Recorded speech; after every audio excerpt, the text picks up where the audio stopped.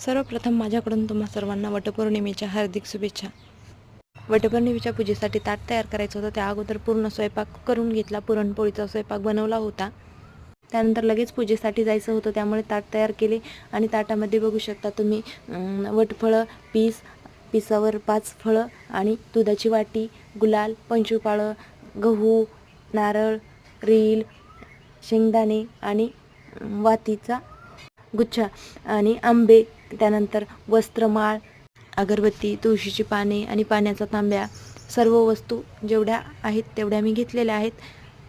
आणि तुमच्याकडं असंच साहित्य असतं का हे मला कमेंट बॉक्समध्ये नक्की सांगा. मग लगेच ताटावरून घेतलं, व्यवस्थित अशी रेडी झाले आणि नंतर पूजा करून घेतली.